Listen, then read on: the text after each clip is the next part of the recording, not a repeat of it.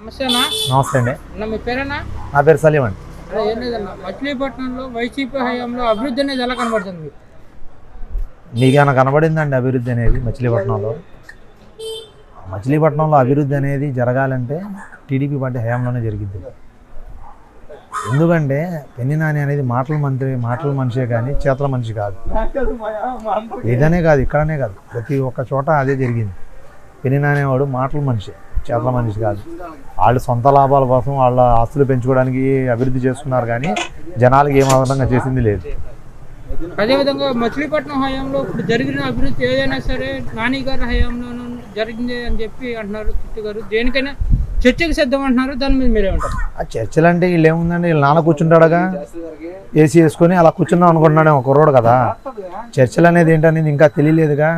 మెల్లమెల్లగా రాజకీయం అనేది ఏంటో తెలిసిద్ది, చర్చలు అనేది ఏంటో తెలిసిద్ది. అభివృద్ధి అనేది మన ఇంట్లో కూర్చొని మనం చూస్తే తెలిసిపోద్ది అనుకున్నాం. జనంలో తిరిగి చేసిన అభివృద్ధి ఏంటి, చేయని అభివృద్ధి ఏంటి తెలుసుకోమన్నాం. అదేవిధంగా చూసుకుంటేను మొన్న జగన్ గారిపై గులకరాయి దాడి విషయాన్ని ఎట్లా చూస్తారు? అదేవిధంగా కావాలని చెప్పి జనసేన నేత పవన్ కళ్యాణ్ గారు చంద్రబాబు గారు కలిసి కావాలని చెప్పి చేయించారని చెప్పి అంటున్నారు, అది ఎంతవరకు వస్తుంది? ఏమండి, ఇవాళ ఈ డ్రామాల్ని జనాలు తెలియనంత పిచ్చోళ్ళు ఏమీ లేరు. ఒకసారి ఏమో కోడికత్తి డ్రామా చేశాడు జగన్మోహన్ రెడ్డి. మళ్ళీ రెండోసారి ఎన్నికలు వచ్చేటప్పటికేమో బాబాయ్ని చంపింది ఎవరు, హూ ఈజ్ ద కిల్ బాబాయ్ అంటున్నారు. ఇవాళ మళ్ళీ వచ్చేటప్పుడు గులకరాయితో పెడితే చచ్చిపోతారంటే జనాలు ఎంతమంది కొడుతున్నారు, ఎంతమంది చచ్చిపోతున్నారు. ఇంకా కత్తులు కటార్లు ఎందుకు? అదేవిధంగా చూసుకుంటే ఏప్రిల్ నెలలో కూడా పింఛన్ ఇవ్వడం చాలా లేట్ అయింది. కావాలని దీనికి కూడా వచ్చేసరికి చంద్రబాబు గారు పవన్ కళ్యాణ్ గారు వెళ్ళి కంప్లైంట్ ఇవ్వడం వల్ల పెన్షన్ ఇవ్వలేకపోయామని చెప్పి అంటున్నారు, దాని మీద మీరేమంటారు?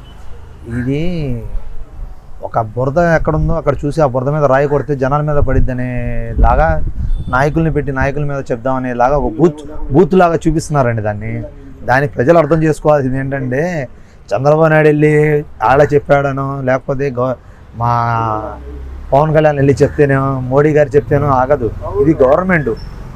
ఒక సీఎం అనే ఆయన ఒక ఎలక్షన్ కమిటీ వచ్చిందంటే సీఎం రిజైన్ చేయాలి. సీఎం చేతిలో ఏ చేతిలో ఉండదు. వాళ్ళ వాలంటరీ వ్యవస్థ లేదు. వాలంటరీ వ్యవస్థ ఉంటుంటే ఫస్ట్ తారీఖు కల్లా ఇంటికి తీసుకొచ్చి ఇచ్చేది. వాలంటరీ వ్యవస్థని చంద్రబాబు నాయుడు వద్దన్నారని, చంద్రబాబు నాయుడు వద్దంటే వాలంటరీ వ్యవస్థ ఆగలేదు.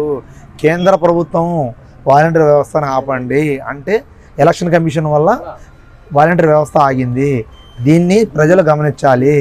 చెప్పేవాళ్ళు 100 రకాలుగా చెప్తారు. ప్రజల మనసులో విషయం నింపడానికి ఇలాంటివి చేస్తూ ఉంటాడు పెన్ని నాని డ్రామాల్ని తిప్పికొట్టేది 24లో చూస్తారు జనాలు. మచిలీపట్నం జనాలు ఎప్పుడు అవకాశం వస్తుంది, ఎప్పుడు మొహం మీద పడదామా అని ఎదురు చూస్తున్నారు. అదేవిధంగా మచిలీపట్నంలో కూడా మూకామొడిగా ఉన్నటువంటి వాలంటీర్లు అందరూ రాజీనామా చేసి వైసీపీకి సంబంధించినంత వరకు వాళ్ళ క్యాంపెయిన్లో తిప్పుకోవడం జరుగుతుంది, దాన్ని ఎలా చూస్తారు? ఒకటి, చదువుకున్న వాళ్ళకి భవిష్యత్తు ఇవ్వాల్సిన ప్రభుత్వం వాళ్ళని నిర్వీర్యం చేయడమే కాకుండా వాళ్ళ భవిష్యత్తు లేకుండా చేస్తున్నారు. ఇది ఖచ్చితంగా వాలంటరీ వ్యవస్థ గుర్తించాల్సింది. వాలంటరీ వ్యవస్థ ఇన్ని సంవత్సరాలు చదివి వాళ్ళు ఆలోచించకుండా ఒక తప్పుడు పనులు చేస్తున్నారు. ఆ తప్పుడు పని ఏంటనేది కంపల్సరిగా గమనించాలి వాళ్ళు. ఒకటి. రెండోది, ఒక పెన్ని నాని మాట విని ఇవాళ మీరు రాజీనామా చేశారు, ఒప్పుకోండి. ఇవాళ కార్యకర్తలా తిరుగుతున్నారు, వైఎస్ఆర్సీపీ కార్యకర్తలాగా. రేపు మీ భవిష్యత్తు అనేది చదువుకొని ఒక పార్టీ ఊడగం చేయాల్సినంత అవసరం ఏంటి మీకు? అది ఆలోచించుకోండి. వాలంటరీ వ్యవస్థ ఇవాళకైనా కన్ను తెరవండి. వాళ్ళు పిలిస్తే ఎక్కడికి వెళ్ళమాకండి, వాళ్ళ పథకాలు ఇండ్లకి చెప్పమాకండి. రేపు మీ భవిష్యత్తు మీరే చేతులారా పాడు చేసుకున్నారు. బాబు గారు జగన్ 5,000 ఇస్తానన్నాడు, 5,000 ఇస్తానన్నాడు జగన్. బాబు గారు మొదటి సంతకం 10,000 మీద పెడతానన్నారు. మీ భవిష్యత్తు కోసం మీకనే కాదు, ప్రతి ఒక్క యువతకి ఇంట్లో కూర్చొని ఉంటే మీరు జాబ్ ట్రైల్స్ చేసుకునే లోపు నెలకు 3,000 ఇస్తానన్నాడు. మీరు ఒకవేళ ఏమైనా జాబ్ చేస్తానంటే వాలంటరీ బలవంతంగా దోశాడు జగన్. అలా బాబు గారు అన్నారు, నేను సంపద సృష్టిస్తాను, ఉద్యోగాలు సృష్టిస్తాను అన్నారు. అది ఆలోచించండి. వాలంటరీ వాటికైనా కళ్ళు తెరవండి. నలుగురిలో తిరగమాకండి. రేపు మాకు ఉద్యోగాలు రాలేదని మీరు బాధపడమాకండి. అదే అన్న, మన రాష్ట్రంలో నిరుద్యోగ సంఖ్య బాగా పెరిగిపోయిందన్న. ఇదే జగన్ గారి ప్రతిపక్షంలో ఉన్నప్పుడు 23,000 టీచర్ పోస్టులు ఖాళీగా ఉన్నాయని చెప్పారు. కేవలం 6,000 టీచర్ పోస్టులు విడుదల చేయడం జరిగింది. అది కూడా ఎలక్షన్ నోటిఫికేషన్ వచ్చిన తర్వాత విడుదల చేయడం జరిగింది. దాన్ని ఎలా చూస్తారు? చూసేది ఏముందండి, ఇవాళ మీరు ఉద్యోగం ఇవ్వలేదని బాధపడుతున్నారు. ఉద్యోగాలు ఇవ్వాలంటే ఏమొచ్చినాయి? ఒక ఉద్యోగం టీచర్ పోస్ట్ ఇవ్వాలంటే టీచర్ స్కూళ్ళు పెంచాలి, లేదంటే ఏమైనా 5 రకాల చేయాలి. ఇక్కడ ఏం జరగలేదు కదా. ఉన్న ఉద్యోగాలు ఏం చేస్తాడు?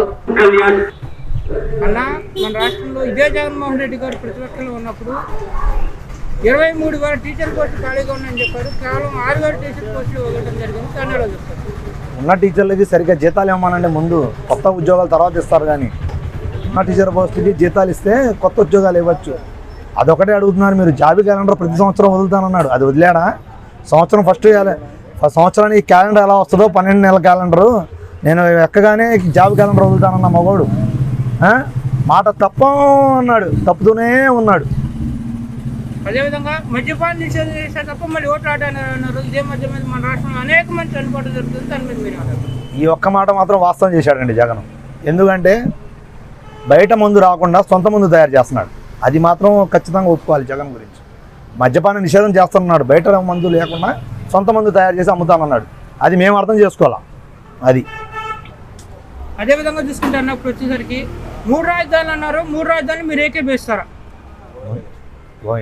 ఇంటి మగవాడు ఇంటికి పెద్ద దిక్కు ఏం చేస్తాడంటే ఉండడానికి ఒక ఇల్లు కడతాడు. ముందు కట్టిన తర్వాత 3 ఇళ్ళు కడదామని ఆలోచిస్తాడు. మొండ ఏం చేస్తుందంటే ఒక ఇల్లు కట్టలేని మొండ 3 ఇళ్ళు కడతానంటది. అది అట్లా ఉంది పరిస్థితి. అదేవిధంగా చూసుకుంటే ఇప్పుడు వచ్చేసరికి రైతుల విషయం ఎలా ఉంది నియోజకవర్గంలో? ఆ విషయం రైతులను అడిగితే చెప్తారండి. మనం రైతు కాదు, మనం దాని గురించి మాట్లాడకూడదు. ఇదే రైతులకు అండగా ఉండటం కోసం చంద్రబాబు గారి హయాంలో తీసుకొచ్చినటువంటి ఏ ఇరిగేషన్ ప్రాజెక్ట్ని కంప్లీట్ చేయని పరిస్థితి. 70% పైగా కంప్లీట్ అయిపోయినటువంటి పోలవరాన్ని కంప్లీట్ చేయాలి. పోలవరం ప్రాజెక్టులో లేట్ అవుతుందని చెప్పి ఆ టైంలో చంద్రబాబు గారు పట్టిసీమ తీసుకొస్తే పట్టిసీమ నుంచి కూడా సకాలంలో నీళ్ళు ఇవ్వని పరిస్థితి ఏర్పడుతుంది. దీనికి సంబంధించినంతవరకు 2 ఇరిగేషన్ మంత్రులు అనిల్ కుమార్ యాదవ్ గారు అయినా కానొచ్చు, అంబటి రాంబాబు గారు అయినా కానొచ్చు. అసలు ఈ ఇరిగేషన్ ప్రాజెక్టుల గురించి పట్టుకోవాలి. దాని మీద మీరే ఉంటారు. ఏమంటే అమ్మడి రాంబాబు అనే వ్యక్తి గురించి మనం చెప్పవసల్లా. ఆయనకి కూర్చోబెట్టి మైక్ ఇస్తే చాలు, ఆయన పాటలు పాడుకోవడానికి ఆటలు ఆడుకోవడానికి టైం సరిపడలా. ఇంకా ఇరిగేషన్ మీద ఏం పట్టించుకుంటాడు ఆయన? గంట అరగంటే చాలు ఆయనకి. ఆయన కూర్చొని దేనికంటే ఆయన పనులు ఆయన సొంతం చేసుకోవడానికి. ఎవరితో మాట్లాడాలి, ఏం చేయాలి, ఎంతసేపుకి బాబు గారు చెప్పడం, యోగేష్ గారు చెప్పడం, ఇది చేయడమే తప్పిందే వాళ్ళు ప్రజల్ని ఏ రోజు పట్టించుకున్నారు, అలాగని ప్రాజెక్టులను ఏ రోజు పట్టించుకున్నారు. వాళ్ళ సొంత లాభాల కోసం, వాళ్ళకు ఉన్న ఆస్తులు దాచుకోవడం కోసం రాజకీయం చేశారు. కానీ ఈ 5 సంవత్సరాలు జనాలు చేసింది ఏమీ లేదు. ఇంకో మాట, ఇప్పుడు ఇంకో మంత్రి పేరు చెప్పారు మీరు. ఆ మంత్రి ఆడికి ఎందుకు మంత్రి పదవి ఇచ్చారో, ఆడు దేనికి మంత్రి అయ్యాడో, ఎంతసేపు ఆడంత ఈడంత ఈడు బతికెంత, ఈడికి ఇవాళ మంత్రి పదవి ఇవ్వగానే ఈడు కొమ్ములు వచ్చేసినాయి. అందుకే ఎక్కడ తంతే వెళ్ళు అక్కడో పడ్డాడు. ఆడు 1%, 0.5% తొందర ఎందుకన్నవాడు ఇవాళ పర్సెంటేజ్ పూర్తి చేయలేదే. అదే జగన్ చెప్పాడు కదా, పని చేస్తేనే నాకు ఓటేయండి అని. ఏమో పెట్టుకొని వచ్చి అడుగుతున్నాడు ఓట్లు.